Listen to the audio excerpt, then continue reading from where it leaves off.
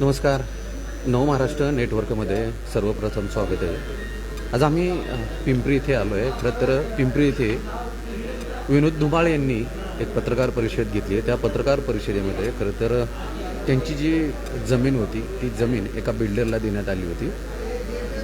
त्याचा जो काही बिल्डरकडून जो काही मोबदला देण्यात येणार होता त्यांनी आम्हाला जो काही मोबदला दिलेला नाही आहे, म्हणून बिल्डरच्या जे काही भोंगळ कारभाराच्या विरोधामध्ये खरं तर धुमाळ कुटुंबियांनी सध्या आत्ता पत्रकार परिषद घेऊन या सर्व प्रकरणाचा खुलासा केला आहे. माझ्यासोबत सध्या विनोद धुमाळ आहेत, पिंपरीतील आहेत ते रहिवासी, ते माझ्यासोबत आहेत. आपण त्यांच्याकडून जाणून घेण्याचा प्रयत्न करतो आहे. भाऊ, तुम्ही जी सध्या आता पत्रकार परिषद घेतली त्या पत्रकार परिषदेमध्ये बिल्डरकडून फसवणूक झाल्याचा आरोप करताय. नेमका हा बिल्डर कोण आहे, काय आहे, आणि तुमची आणि या सर्वप्रथम तुमचं नाव, ती जागा कुठे, काय सांगा. माझं नाव विनोद आनंद धुमाळ. ही जागा कासोडी कुंदनगर एरियात आहे. पिंपरी विधानसभेत ती जागा ही. तर सर्वे नंबर 394 सर्वे नंबर आहे.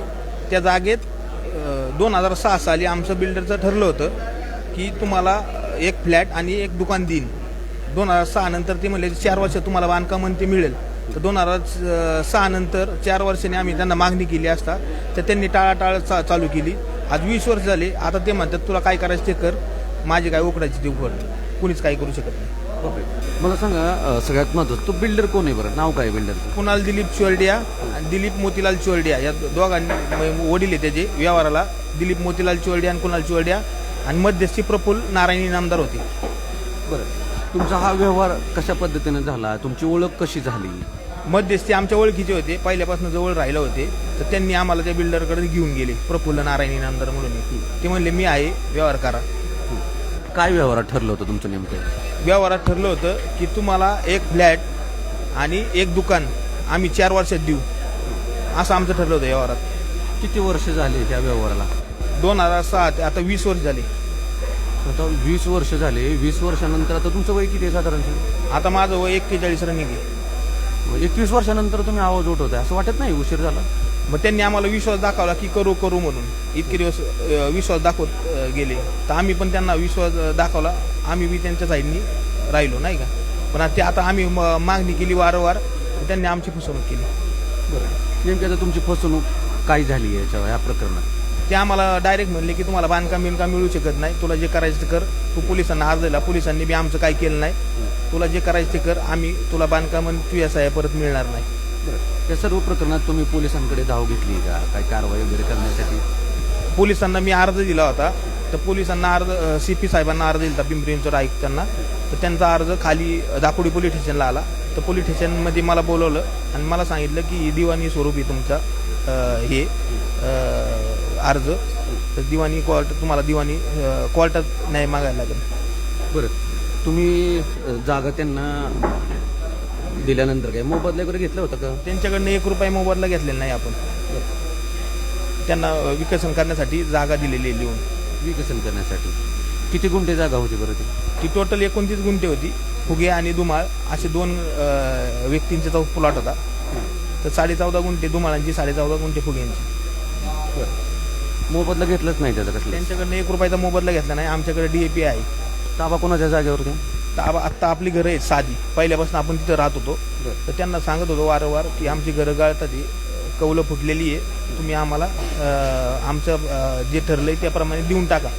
त्यांनी आतापर्यंत दिलं नाही. तर त्यांना वारंवार मी मागत होतो की आमच्या सह्या आम्हाला परत देऊन टाका, आम्ही आमचं बांधकाम करू. सातबाऱ्यावरती नाव कोणाचीच बरं? फुग्यांचंही नाव आजीच्या भावाचं.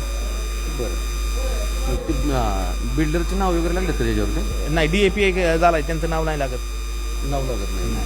खरेदी करत नाही. फुगे आणि तुमची दोघांची मिळून झाले? हो, ती दोघांची मिळून. मग त्यांना दिल्यानंतर खरं तर म्हणजे आता म्हणजे त्यांचा काय रोल आहे याच्यामध्ये? मग सातबाऱ्यावरती त्यांची नावं नाही आहेत, फुगे आणि तुम्ही दोघांची मिळून ज्या त्या ठिकाणी जागा आहे, तर मग ते अडवणूक करतात. कशी काय अडवणूक, कशा पद्धतीने अडवणूक करतायत? त्यांचा रोल काय? त्यांना आपण रजिस्टर डॉक्युमेंट करून दिले 2006ला. मग ते रद्द होऊ शकतं की? मग ते त्यांनीच रद्द करण्यापेक्षा त्यांनी आम्हाला डॉक्युमेंट परत द्यायचं. सह्या म्हणजे तुम्ही ॲग्रीमेंट म्हणजे खरेदी करत झालं का? DAP झालं. DAP झालं. सातबाऱ्यावरती नाव अजून सुद्धा त्यांची चढलेली नाही. मग तुम्ही करू शकता ना तिथं बांधकाम वगैरे, अजून बांधकाम अडवणूक वगैरे केलं करताय, तर कोण पण- दमदाटी करते तिथं. दमदाटीमध्ये ते डायरेक्ट म्हणतात की प्लॉट आमचा आहे, तुम्ही आम्हाला लिहून दिले. मग बांधकाम कसं करता येईल आपल्याला? सध्या हे म्हणजे गट क्रमांक किती आहे तिथला जवळ जवळ 394 गट क्रमांक आहे. पिंपरीतील हे रहिवासी आहेत.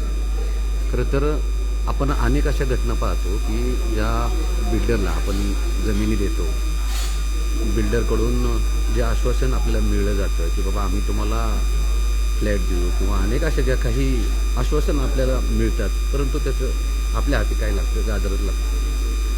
अशा पद्धतीनं सध्या हे पिंपरीतील जे विनोद धुमाळ आहेत यांनी देखील त्या बिल्डरला जमीन दिली गेली होती. सध्या त्यांनी पत्रकार परिषद घेऊन या सर्व प्रकरणाचा जो आहे तो सध्या खुलासा केला आहे. सध्या आता ते आरोप करत आहेत विशाल चोरडिया या व्यक्तीच्या विरोधामध्ये. खरं तर यांचं देखील म्हणणं आम्ही ऐकून घेणार आहोत. त्याच्यामध्ये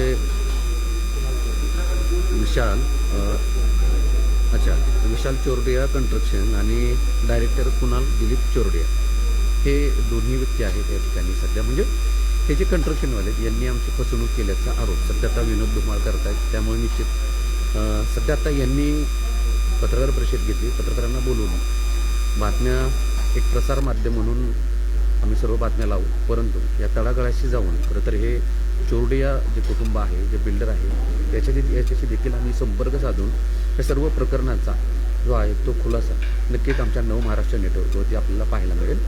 तत्पूर्वी एंड करण्याच्या अगोदर सर्वात आता तुम्ही पत्रकार परिषद घेऊन या सर्व प्रकरणाचा खुलासा केला आहे, परंतु तुम्हाला न्याय मिळालाच नाही. पुढची भूमिका तुमची काय? पुढची भूमिका जर न्याय मिळाला नाही तर आम्ही आंदोलन करणार. अच्छा. असेच नवनवीन अपडेट जाणून घेण्यासाठी आमच्या नव महाराष्ट्र नेटवर्कला अपडेट राहा. नव महाराष्ट्र नेटवर्कसाठी विकास चौधरी, पिंपरी चिंचवड.